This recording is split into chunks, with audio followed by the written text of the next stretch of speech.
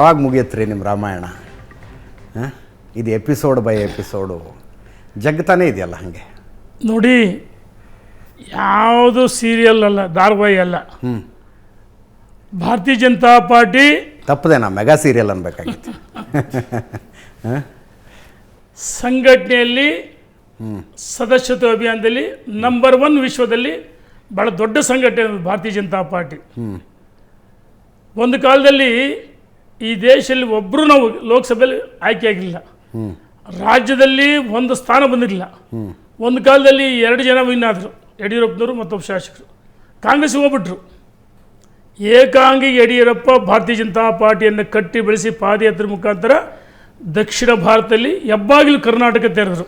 ಸಂಘಟನೆ ಬಲಿಷ್ಠ ಆಯಿತು. ಅವ್ರ ಜೊತೆಗೆ ಅನಂತಕುಮಾರು, ಡಾಕ್ಟರ್ ತಂಗಾರವರು, ಶಂಕರಮೂರ್ತಿಯವರು, VS ಆಚಾರ್ಯವರು, ಈಶ್ವರಪ್ಪನವರು, ಭಾಳಷ್ಟು ಜನ ಮುಖಂಡರು. ಅವರ ತ್ಯಾಗ ಮತ್ತು ನಮ್ಮ ಕಾರ್ಯಕರ್ತರ ಶ್ರಮ.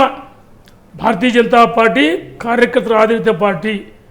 ವ್ಯಕ್ತಿಗಿಂತ ಪಕ್ಷ ಮುಖ್ಯ, ಪಕ್ಷಕ್ಕಿಂತ ದೇಶ ಮುಖ್ಯ ಆದರೂ ಭಾರತೀಯ ಜನತಾ ಪಾರ್ಟಿ ನಾವು. ನೋಡಿ, ನರೇಂದ್ರ ಮೋದಿಯವರು 3 ಬಾರಿ ಪ್ರಧಾನಮಂತ್ರಿ ಆಗಿದ್ದಾರೆ, ಉತ್ತಮವಾದ ಆಡಳಿತ ಮಾಡ್ತಾರೆ. ಇಡೀ ವಿಶ್ವ ಮೆಚ್ಚಿದ್ದಾರೆ ಆಡಳಿತವನ್ನು. ಅಟಲ್ಜಿಯವರು ಅಜಾತ ಶತ್ರು ಅಂತ ಮಹಾನ್ ನಾಯಕರ ಪಾರ್ಟಿ, ಕಟ್ಟಿ ಶ್ರಮ. ಅಂದು ಜನಸಂಘದಿಂದ ಭಾರತೀಯ ಜನತಾ ಪಾರ್ಟಿ ಆಗಿದೆ. ಆದರೆ ಇದು ಭಿನ್ನಮತ ಅಲ್ಲ, ಇದು ಬಂಡಾಯ ಅಲ್ಲ.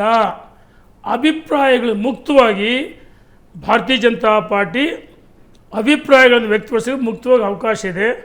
ಅವರವರ ಭಾವನೆಗಳನ್ನು ವ್ಯಕ್ತಪಡಿಸಿದರೆ ಭಿನ್ನಮತ ಖಂಡಿತ ಇಲ್ಲ.